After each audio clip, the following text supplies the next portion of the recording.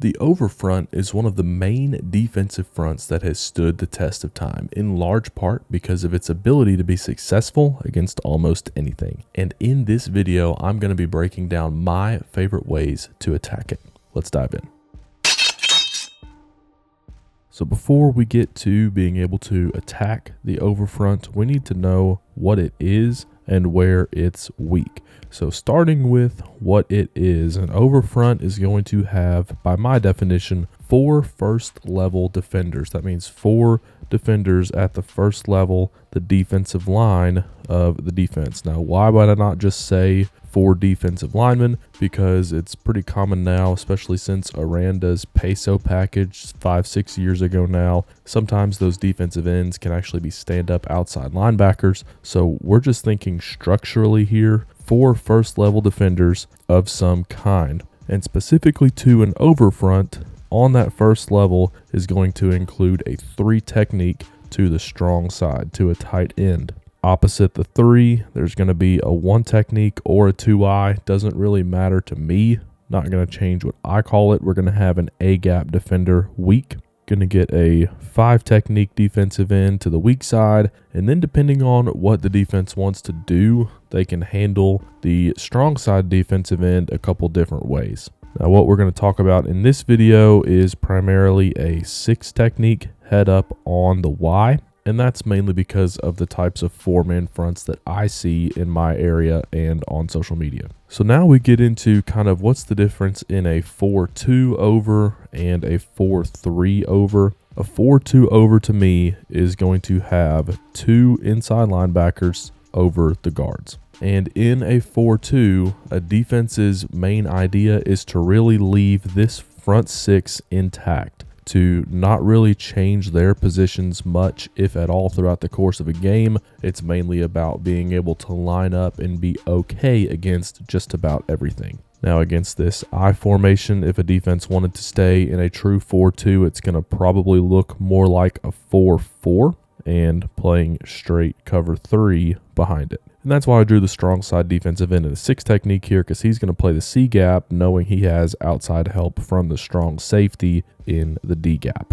So this would be a 4-2, can call it a 4-4, but I tend to just think really in the core, and we can make the argument here that the will and the strong safety are not really a part of the core. Yes, I called them a will. I really think about everything in terms of a 3-4 structure and adapting it from there. So for me, adapting this 4-2 from a 3-4, these are your 3-2. You've just got your down Sam outside linebacker, your weak side outside linebacker, and it's strong rotated here with the strong safety. All right, so what's the difference here with the 4-2 and a 4-3? With a 4-3, the strong defensive end is probably going to shift to a 9 technique because we're going to be filling gaps. The Mike is going to play the A gap, the Jack would play the C gap here, and the Will would play the B gap, and the defense has 7 defenders for 7 gaps. As a result of that, they're probably going to stay too high here, and that's really my distinction for a 4-3 versus a 4-2. To me, a 4-3 is too high, and they're going to stay too high. They're going to fix formational issues by adjusting the second level, and a 4-2/4-4 is going to adjust to formations primarily at the 3rd level or the overhangs outside of the core. I want to take just a few minutes here to kind of bring some of those thoughts to life. 4-2 versus 4-3 against some different looks. To me, this is how a 4-2/4-4, I kind of consider them the same thing, would line up to full 2x2 4 open. Again, they're going to keep this 6-man box intact, adjust to formations with the overhangs in the 3rd level by rolling. Now we want to shift this to a 4-3. That means we're going to stay too high, so the strong safety is going to go high, free safety is going to widen out, and the defense is going to be 3/2 here to one side, and some teams will leave it this way still, especially if we've got the twins into the boundary right here. There's not a ton of space, but to me, a true 4-3 is going to take that away as well. So they might take the Jack here and widen him out and go for a full 5-man box. Now let's take the tight end and attach him. So we've got 11 personnel. If we're going to stay too high in this 4-3, this Sam strong side defensive end is going to widen out to a 9 technique as well. We're going to take the Mike, make him the strong side inside linebacker, and the Jack back to his weak side inside linebacker. Strong safety is going to tighten in a little bit because there's no second receiver detached, and he is going to be probably playing the C gap, depending on how the defense is fitting their runs. So this to me is how a defense would line up from a 4-3 perspective. If we wanted to shift to the 4-2, strong safety would roll down. Sam would tighten into that 6, maybe even a 6-eye. Free safety going back to the middle of the field, and this would be the 4-2. Now, for the purposes of this video, we're going to stay in the 4-2 world, so this middle of the field closed look, because in my opinion, based on my experiences, this is much more common at the high school level. Now, if you want to see a 4-3 video, how I would attack the 4 down with the middle of the field open, then let me know in the comments down below. But we're going to move forward here in this one thinking about how to attack a 4-2 over defense. So now we know what we're looking at. What are some issues that a 4-2 defense can present to us as an offense? Now, for me, everything starts with zone, and this can provide, based on our formations and alignments, it can provide some poor angles for zone. So let's say that we just wanted to run any kind of zone play to the right. Doesn't really matter. Could be wide, inside, whatever. We are attempting to reach defenders that already have play side leverage on us. Whereas if it were an odd front, maybe even a tight front, we are facing defenders that are head up, maybe even inside of us if it's a tackle against a 4-eye. So what often ends up happening here is the center has to be responsible for the Mike at this point, and this is how we would block up just a regular zone play. Maybe we can get a combo on that backside nose, maybe not. But what's going to happen significantly often here, because we don't have good leverage, is this ball is going to cut back. Well, we don't have everybody in the front blocked. Yes, in the pistol, this defensive end should be accounting for a quarterback's boot. But maybe he surfs out a little bit, sees the quarterback doesn't have the ball, and then chase back down the heel line because the ball's cutting back. This is going to be a slower developing play, so we can leave somebody unblocked and then tackle the cutback. Sure, we could go inside zone and read him for a zone read option, but then we're limited in not being able to run what I want to run as a base play, wide zone. So it can present some issues with angles on zone plays. It can also present some issues on gap runs as well, specifically thinking about a power or counter. Now, some centers or even play callers don't really like the idea of centers going back to a 3 technique, that B gap defensive lineman, if we want to run weak. Now, personally, I've never had an issue with it. I kind of like it because we get more horizontal displacement and it makes hitting the A gap a little bit easier. But if we don't want the center going all the way back when we run weak, then we're going to have to make some adjustments. Maybe instead of running our normal power or counter, we've got to do something like putting in dart, where they're going to work to the backside Mike. We're going to block the end out here and wrap the tackle to the Jack, and now maybe he's the read man. But then at that point, we are running plays that are probably not our base. The last issue that I've had against 4-2 defenses are scrape exchanges. And it's actually happened to me more on GT counter, just almost maybe even by accident, by linebackers just running through instead of scraping over when they see the pull. So this would be GT counter read out of the pistol here. And what I've had happen before is, like I said, this Mike, instead of seeing his guard pull and scraping over, he ends up just being super aggressive down the field. So what happens is the Sam goes to take the halfback, and the Mike is now here for the pull read of the quarterback. So even though on paper we have him blocked, he's not following the track we expect him to take. This is very common on zone read as well, inside zone read, and we've had that issue too, but I've really had this issue in the past running GT counter as well. It might be a little more common on inside zone read, where we're reading this backside Sam still, and he's forcing the keep and the Mike scrapes over the top. Now, none of those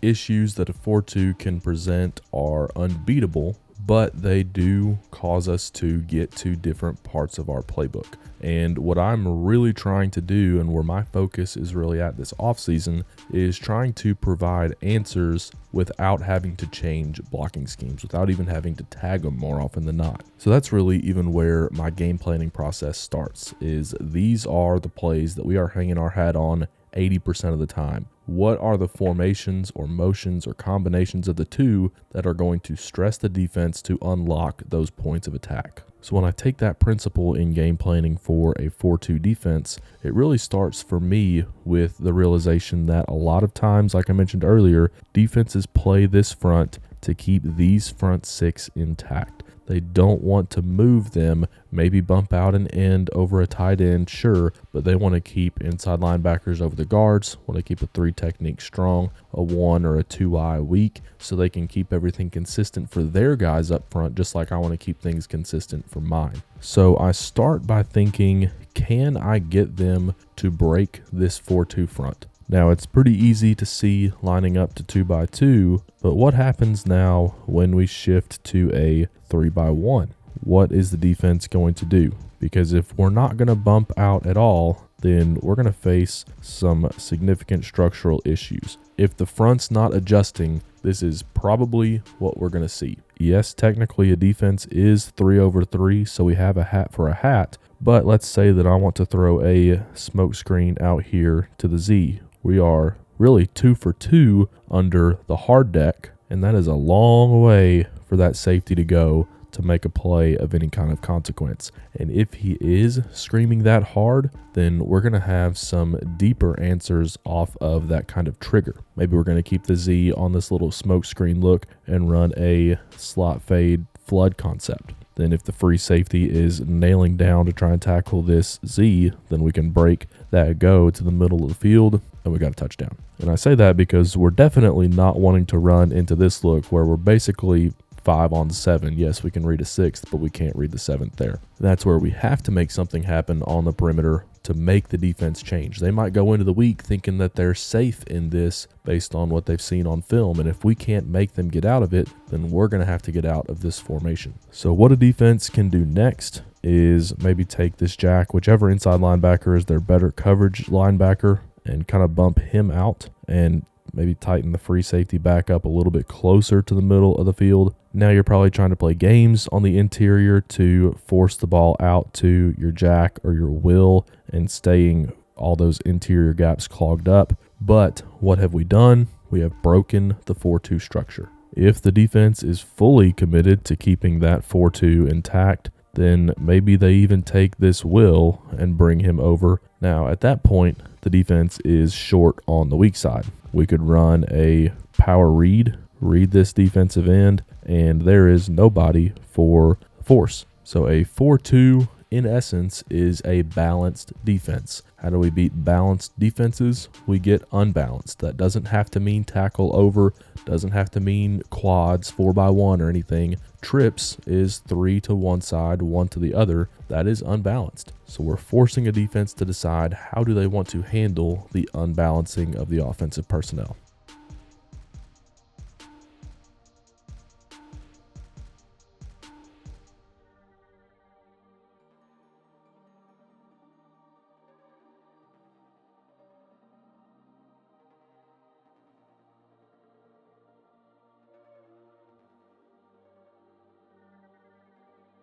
So now, kind of like we talked about in the beginning, the next thing we can do is start adding people to the box. They do not want to disrupt this core. Again, that's one of the reasons this defense is so popular, because it can line up to just about anything and prevent explosives. So here we have added a tight end to the box, and from end man on the line of scrimmage to end man on the line of scrimmage, we're 6 for 6. No, I don't just love this safety hanging out here. I would not just stop here. Maybe we're going to bring the F across to take care of him if we want to run strong. Maybe we're going to run some kind of pre-snap RPO with the Z to try and get him to widen out a little bit to take away that hitch. But we can do things to handle one overhang while we stay 6 for 6 in the core. Same principle works if we want to get into some 20 personnel. Yes, this will is going to tighten down, but from tackle to tackle, from C gap to C gap, we are 6 for 6.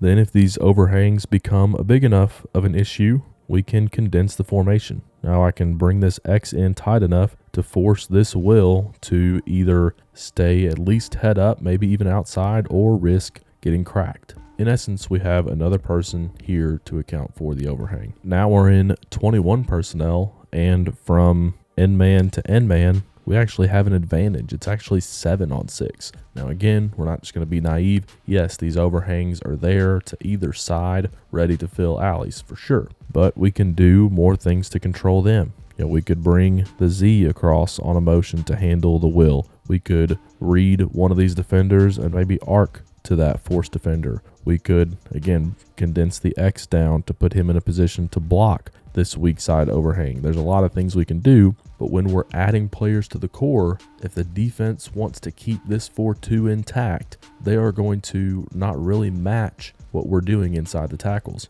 If they wanted to match, then you would go to a 4-3, slide this Sam out a little bit, bump these linebackers over, and now you've got 7 in the core as opposed to 6. Then you widen the free safety out and rotate the strong safety back, and now you can get a 9-man fit pretty easily. But again, in my experiences, defenses play the 4-2 because they want to be able to line up and know that they're safe in almost any situation. So lastly here, we've got 12 personnel, and same situation from end man to end man. We have the advantage, 7 on 6, but yes, there are overhangs waiting for prey. What's awesome here is getting into condensed on both sides, having receivers for both overhangs, and now we're 7 for 6 in the core with an extra blocker essentially. But what else we can do is now we can maybe motion from double tight to tight end wing.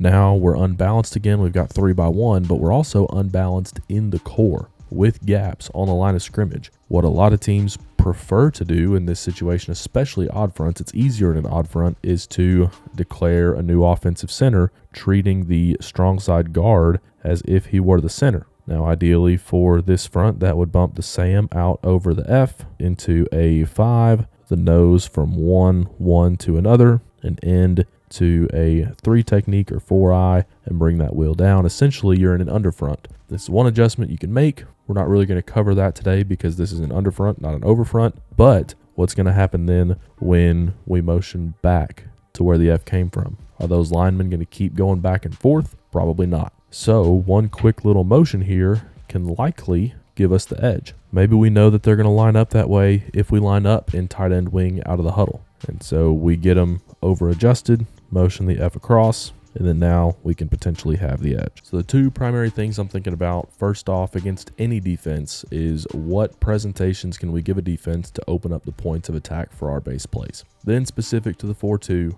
can I break the structure of the 4-2, and I have to manage the overhangs one way or another. All right, so now we know what we're looking for against a 4-2. Let's start thinking about some plays to attack it. Now, 10 personnel is still, it seems like, just about everybody's favorite, and everything looks okay. If we're thinking about a box count, there are 6 in the box. We can block 5 and read 6. The math works. I don't like the angles. We talked about it earlier, but I'll mention tight zone read here. I do prefer to run it to the 1, so we get our double teams. It also, to me, makes the scrape exchange a little bit harder. We'd be reading the Sam here. I like that we get the 2 double teams to get more movement so we can open up more lanes, because what happens if we run it the other way and we run it to the 3 is we're going to get a tight path first off for the running back. So we already know we're not bouncing it because of just the path itself, right? And then we're probably not even getting to the play side because the guard is solo out on a 3.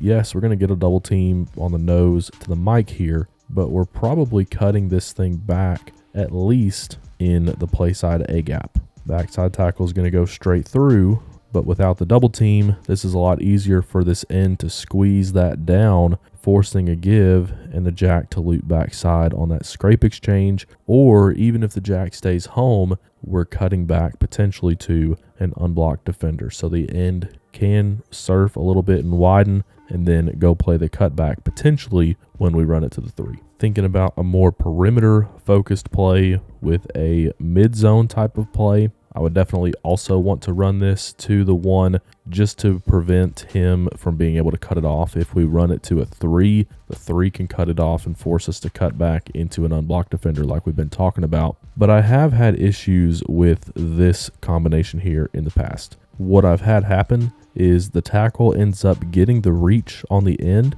but he doesn't get off in time for the linebacker scraping over. So the running back gets a bounce read, but he's bouncing right into a fast-flowing linebacker. Yes, we can get better at passing off combos and get off and block that linebacker like we're supposed to, but that's more practice time we have to take, and I think there's a lot of things that are also going to fit in with our base offense as well that we can get to maybe out of different personnel groupings. If I had to run zone read here, I would prefer to get in the gun. We can run a gun mid-zone read towards a 3 technique. So it would be blocked up just about the same as our inside zone play we talked about earlier, but because the point of attack has moved, because remember all this is going to flow over at the beginning of the play. So now I'm not as worried about cutting back to a defensive end because the point of attack has shifted. So this end is not going to be able to surf and chase down the line to a cutback because even if it cuts up, the cut is probably, by the time everything moves, it's probably going to happen around here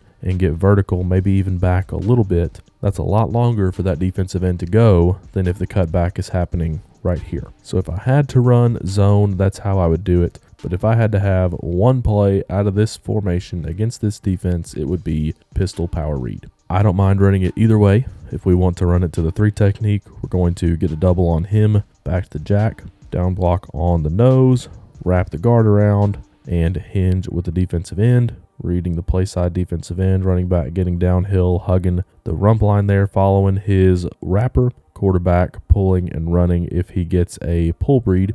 Now I would have a perimeter screen on here as well to make it some kind of triple option. And what that's going to do is it's just going to protect me in case the strong safety gets a little aggressive here on the run action and fits fast to the point where the Y cannot cut him off and block him. Quarterback gets a pull read and the strong safety's in his face. He can sling it out there to the Z, and we should be 2-on-1 with that 1 being blocked. Similar thought process if we want to run it weak. Like I said, I don't mind going back on a 3. You just got to barely get hands on him and he's out of the play, especially if we get to hinge the backside tackle. He's going to post him up and then hinge out for the Sam here. I still teach getting a double on this nose to the 1, still wrapping to the jack, reading this defensive end, running back getting straight downhill, following his wrapper, quarterback pulling it. And now with the number 2 receiver being off, we had a smoke screen to the number 1 when we ran it to the right because the Z is off. The automatic RPOs for me go to the off-ball receiver. So the X would block for the bubble here, the bubble of the F, and that would be the triple option read here off of the will. Something else that's really popular is to run the quarterback with a running back lead. So if we're going to lead the running back, let's say we get him up in a sidecar and we can run just about anything. We'll just say power here for simplicity. He would be the kick man, basically replacing the fullback's job there. And this can work numerically. It is totally structurally sound. But to me, this means we're majoring in running the quarterback. And if I'm going to major in running the quarterback, I want to do it with a little more conflict to the defense. Let's get in some 12 personnel empty where the quarterback's going to have better blockers than his running back. Let's put in a jet read series where we get the defense's eyes and feet moving prior to the read. I don't want to just line up and run it straight at the defense as a base. Sure, change up. Maybe we have one play a game like this out of this formation just to keep the defense honest. But if I truly want to run the quarterback here, what I would do is let's do some jet power read with the F. He's going to have blockers here, 2 for 2 on the perimeter. Going to run the same power that we ran earlier. Only reason I don't have the halfback leading for the fullback here is what we don't want to have is the will get this jet motion and chase it down right off the edge while the quarterback's riding and deciding. So the H-back here is going to be for DB support. Quarterback, like we said, would ride and decide off of Sam here, and this is giving a defense a lot more to look at than just catching it and using the halfback as a kick man on power or a wrapper on counter. All right, now let's look at 11 personnel and then thinking about ways to get to my base plays here. We want to run wide zone to the strong side. Got to account for the strong safety somehow. For me, that's going to be motioning the F across. Again, the defense wants to keep this 4-2 mindset. So against this tight end trips formation, what's probably going to happen is he's just going to widen out and the will is just going to tighten in because he doesn't have a number 2 receiver. Free safety might cheat over a little bit because of the Y, the number 3 is in the core, but probably not changing a whole lot from tackle to tight end. So what we're going to get when we run our wide zone here, we're going to get a triple back to the Mike. Guard's going to have the 3, single to the backside inside linebacker, and we are solo on the backside defensive end, running our wide zone strong. What that gives us is essentially 2 for 2 on the perimeter. We have a hat for everybody on the play side except a middle of the field safety. And the only people who want to tackle less than a middle field safety are the 2 corners outside of him. So we're not really worried about him coming out of the roof. And if he is coming out of the roof, it's time for a play action for a touchdown. I also really like power read here to either side because we are able to get both overhangs blocked. If we're running it strong here to a head up 6 technique, I'm going to arc my tackle to the strong safety. So the overhang is blocked. And as far as our offensive line goes, this is a 4-2. We just ran power read to. It's going to be the same thing. Double the 3, back to the jack, down on the nose, wrap to the Mike, hinge for the end backside. If we want to run it weak, we're going back on the 3, wrapping to the jack here. And then what's great is in case this strong safety wants to get a little more active, we have 2 hingers on the backside running it weak. Still going to keep our same perimeter screen for the quarterback in case he gets a pull read off that defensive end to protect him against an over-aggressive will. Last of the base plays for me is counter. So if I had to have my big 3, it'd be wide zone, power read, and counter. And here it would be GT counter. What's cool about GT counter here is if we're going to run it weak,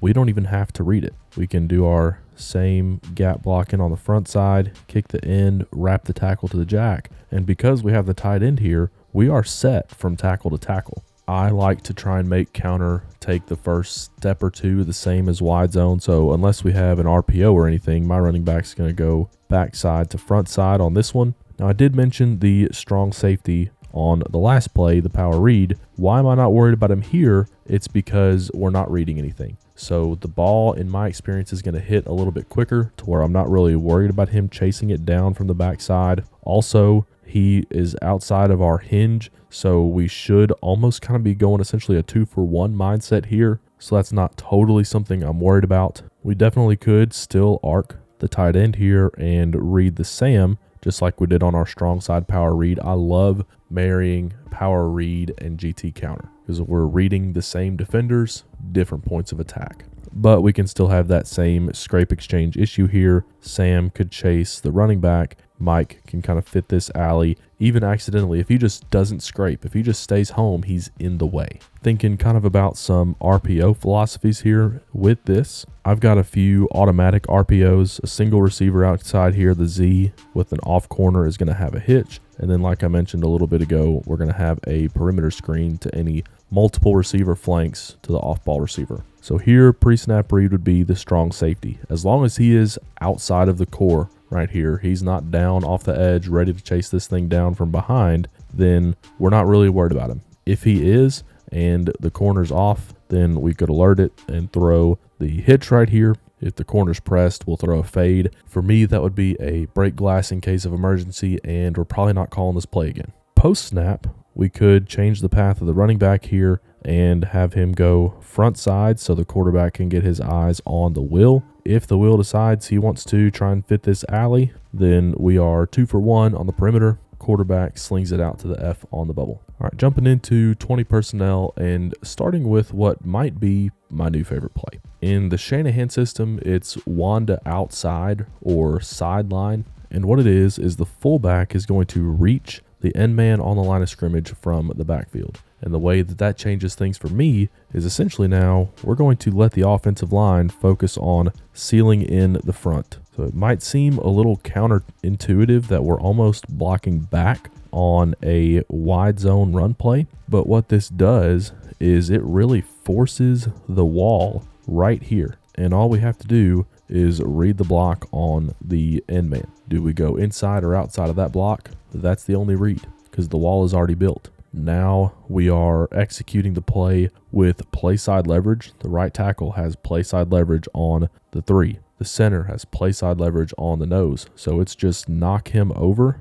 and make sure that that Mike doesn't get outside of us while the guard scoops him out. Now, I do much prefer this to the twins flank from a regular extended formation. We're going to have this automatic perimeter screen. This would not be a post-snap read. This would be pre-snap. Just making sure this strong safety is not sticking his nose where it doesn't belong.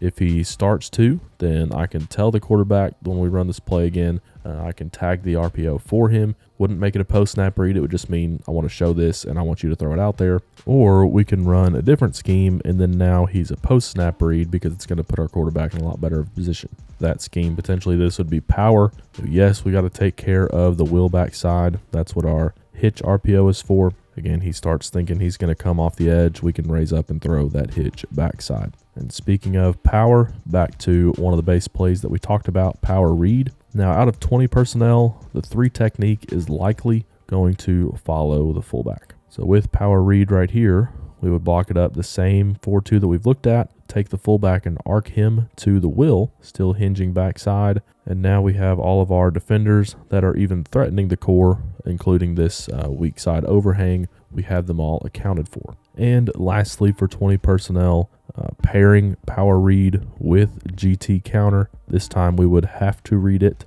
but we are still same 4-2 for the offensive line, same alignment, and even key from the fullback's perspective for the defense, pairing power read and GT counter read. Now we're in 21 personnel, and against the 4-2, I really like slot formations for 21 personnel. What we have essentially done is forced too high coverage. The corner doesn't have anybody extended outside the tight end, so he's just normally going to roll back because they don't want him to be a primary run fitter anyway. That's why he plays corner. So the strong safety is going to be the extra defender off the edge here playing the D gap. And like I said, essentially we've got too high coverage. You can definitely argue that this is not the best front for this formation. You might want to get into under or some kind of odd front, but we're assuming in this video that a defense is staying over. So this is what I really would expect for a defense that, again, wants to keep these 6 intact. Now, what's great about 21 personnel is that the key is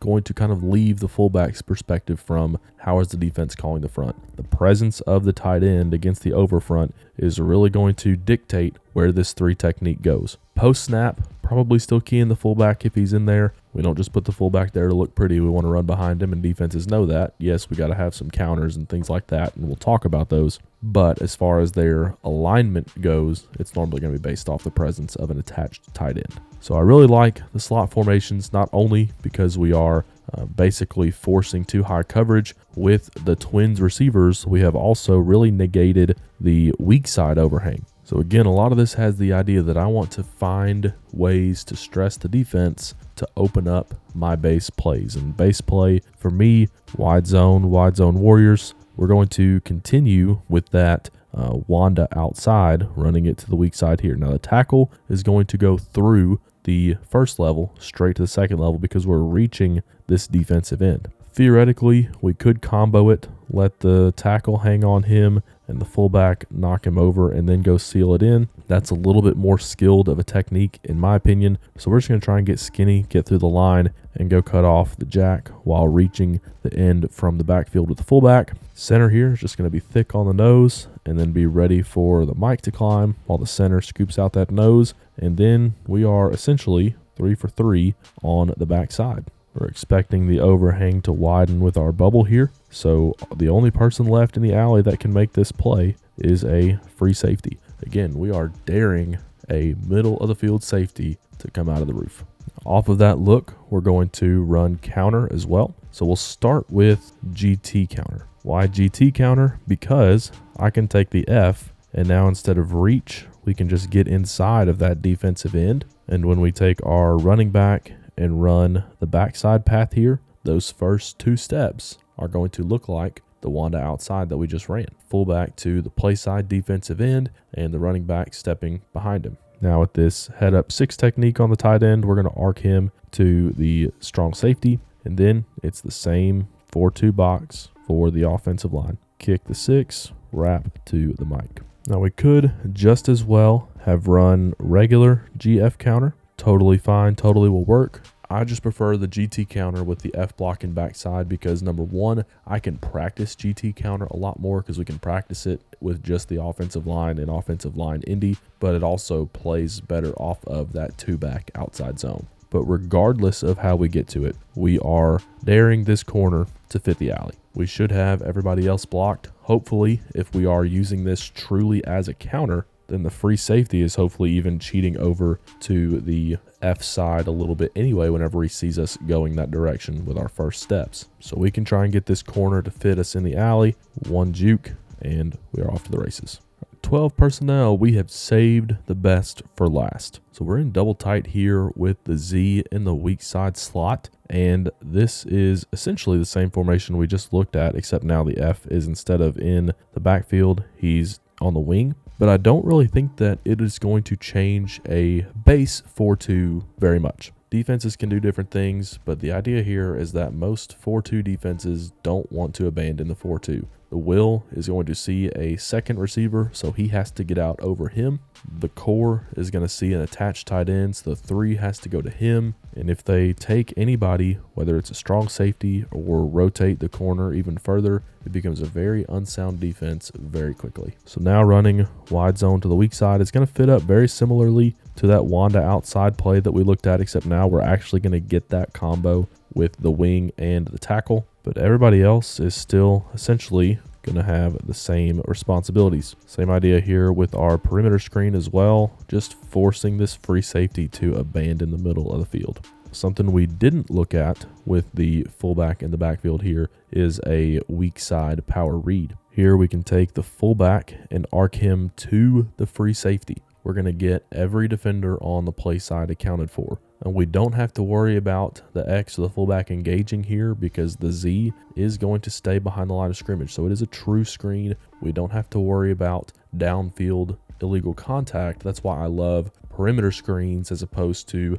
some of the quick game that coaches treat as RPOs, because then we have to worry about that. But we don't if we stay behind the line of scrimmage. For the offensive line, we are keeping it consistent. That has been the name of my study this offseason, has been keeping things consistent for the offensive line. It is the exact same 4-2 box that they have seen from the whole game, no matter what presentation we have given the defense. Tight end is also going to hinge out in case the Sam and the strong safety want to get active. We are protected from them both. Where there is power read, there is generally GT counter. Like to run it opposite so we can arc the tight end here. Same 4-2 for the offensive line. We can also take the fullback here, and if we don't want to read it, we can block the defensive end. We can scoop him out, but from tackle to tackle, it's still just blocking GT counter, running to a 3 technique to a 4-2. Again, we could flip the tackle and the F here and hinge on the defensive end and run GF counter. And then it wouldn't necessarily look like a power read that I would really like to run out of this formation, but we could run GT counter weak as well. Now from here, I'm probably just locking this thing up, leaving the tight end on the Sam, not reading anything because we are getting even the free safety accounted for. So as long as the will expands with that a little bit, we should have a really nice alley to run behind the arcing F there. Yes, we could kind of invert our path here a little bit and make the will a post snap read. Only issue is we don't have any backside answer in case the strong safety wants to be aggressive as well, except just hoping the Y can successfully 2-for-1 him outside the Sam. All right, now I did say that we saved the best for last. We've got 2 12 personnel formations here. We are in West tight. So West, we have our tight end wing on the strong side. Tight, we have our X in a 5-yard split backside so that we can use him to account for the will. And what is awesome about this formation is it really forces the free safety here to be a C-gap fitter. Again, this is all with the assumption that the defense isn't going to change anything from their front 6.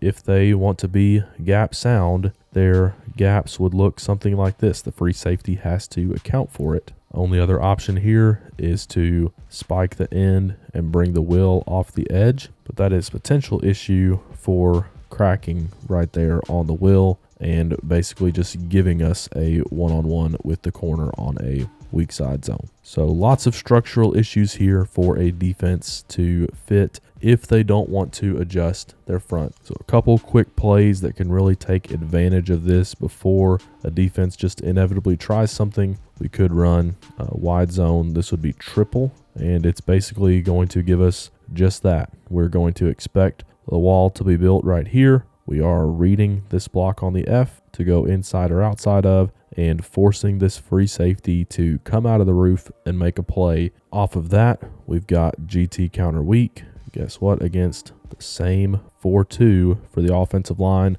I would keep the Y home right here. Probably wouldn't read this. Assuming we can get the X to dig out this will right here, it's going to look similar to that wide zone play, then bend it all the way back, and we are racing DBs 15 yards past the line of scrimmage to the end zone. Then lastly, taking a look at power read with this head up 6 technique, I would probably make this kind of a block out combo on the strong safety to the free safety. Then it's the same 4-2 for our offensive line reading the Sam, get the running back downhill, quarterback on the perimeter. Now let me know in the comments down below your favorite formations and plays you use to attack a 4-2 over. But a lot of the things we talked about that give the overfront problems are things that the underfront can solve for a defense. And if you want to know more about how I like to attack it, you can click on the screen to watch this next video.